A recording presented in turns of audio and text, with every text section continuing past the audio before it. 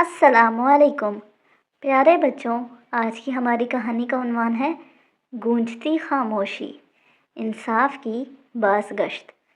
صدیوں پہلے بلند و بالا پہاڑوں کے دامن میں برلاسپور نامی ایک خوشحال سلطنت آباد تھی۔ اس سلطنت کے عین وسط میں ایک بہت بڑا مینار تھا، جس پر کانسی اور چاندی کے آمیزے سے بنا ایک عظیم الشان گھنٹا لٹکا ہوا تھا۔ اس گھنٹے کی خاصیت یہ تھی کہ یہ صرف تب بجایا جاتا جب بادشاہ کوئی ایسا قانون بناتا جس سے رعایا کی زندگی میں کوئی بڑی اور مثبت تبدیلی آئے۔ اس گھنٹے کی آواز اتنی پر اثر تھی کہ جب وہ بجتا تو کھیتوں میں کام کرتے کسان مسکرا دیتے، بازاروں میں رونق بڑھ جاتی اور لوگوں کو سکون ملتا کہ ان کا حکمران ان کی بہتری کے لیے سوچ رہا ہے۔ وقت بدلا اور تخت پر نوجوان بادشاہ غضنفر بیٹھا۔ غضنفر برا انسان نہیں تھا، لیکن اسے واہ واہ سننے اور اپنی اہمیت جتانے کا جنون تھا۔ شروع میں اس نے بڑے فیصلے کیے، غریبوں کے لیے شفا خانے بنوائے، تعلیم مفت کی، گھنٹا بجا اور اسے بہت سکون ملا۔ لیکن آہستہ آہستہ اسے اس آواز کو سننے کا جنون ہو گیا۔ اسے لگتا کہ اگر گھنٹا نہیں بج رہا تو اس کا مطلب ہے کہ لوگ اسے بھول رہے ہیں۔ اس نے سوچا، کیوں نہ میں ہر روز نئے قوانین بناؤں۔ اب دربار کا منظر بدل گیا۔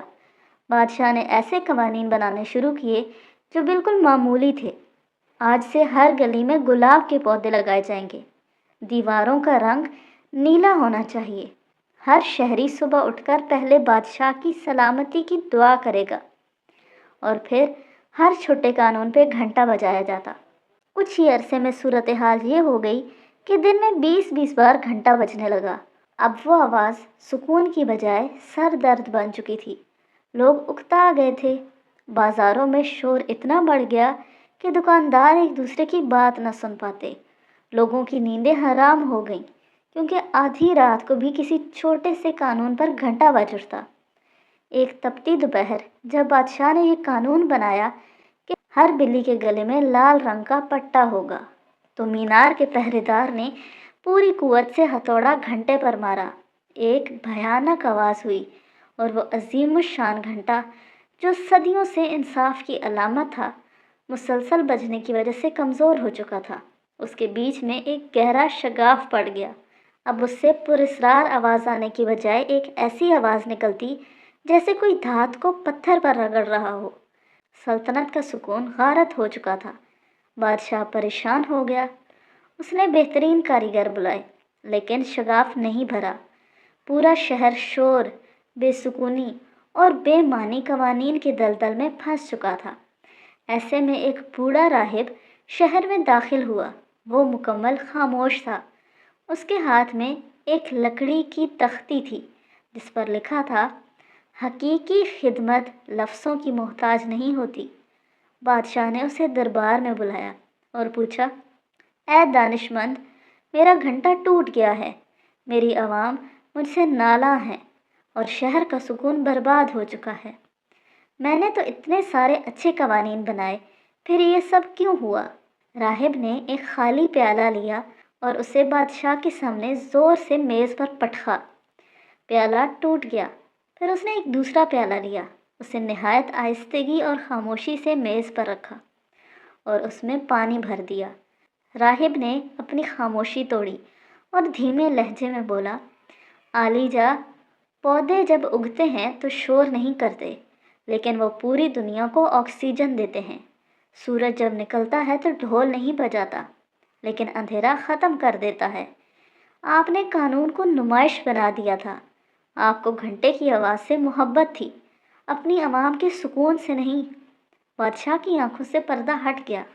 راہب مزید بولا، ایک لیڈر کا سب سے بڑا کام وہ ہوتا ہے جو خاموشی میں کیا جائے، جب کوئی تالی بجانے والا نہ ہو، جب کوئی گھنٹا نہ بجے اور جب کوئی دیکھنے والا نہ ہو، تب جو آپ خیر کرتے ہیں وہی اصل انصاف ہے۔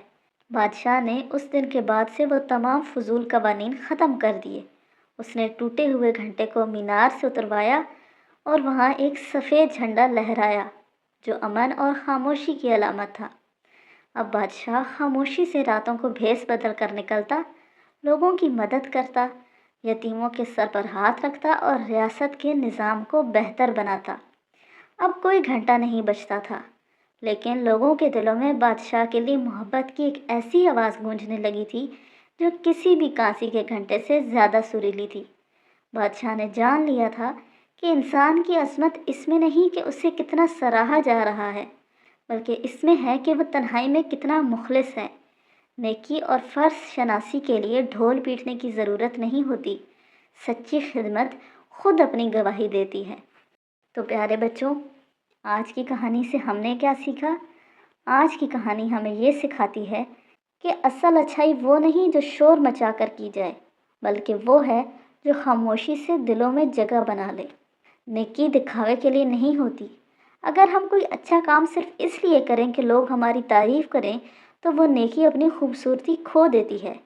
جیسے گھر میں والدین کی مدد کرنا یا کسی دوست کے کام آنا، یہ سب اس لیے کریں کہ دل کہتا ہے، نہ کہ اس لیے کہ کوئی ہمیں شاباشی دے۔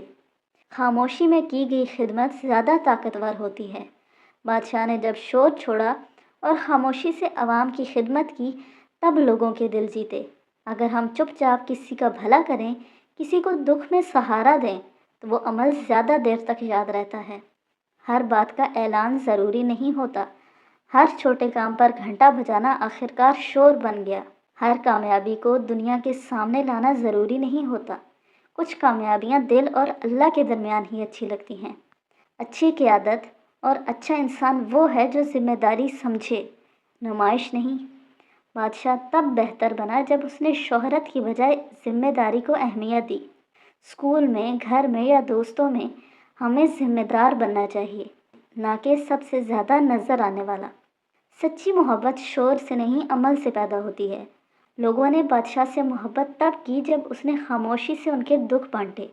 اپنے رویے، اچھے اخلاق اور مدد سے دوسروں کے دل جیتنے چاہیے، نہ کہ صرف باتوں سے۔ تو پیارے بچوں، یہ کہانی ہمیں سکھاتی ہے کہ اچھا انسان بننے کے لیے اونچی آواز، تعریفیں یا دکھاوا ضروری نہیں۔ اصل عظمت سادہ، خاموش اور سچی نیت سے کیے گئے اچھے کاموں میں ہوتی ہے۔ اگر ہم روز تھوڑا سا اچھا کام بغیر کسی لالچ کے کریں تو ہم بھی اپنے ارد گرد کی دنیا کو بہتر بنا سکتے ہیں۔ تو آج کے لیے اتنا ہی، کل ملیں گے ایک نئی کہانی کے ساتھ۔ تب تک کے لیے اللہ حافظ، فی امان اللہ۔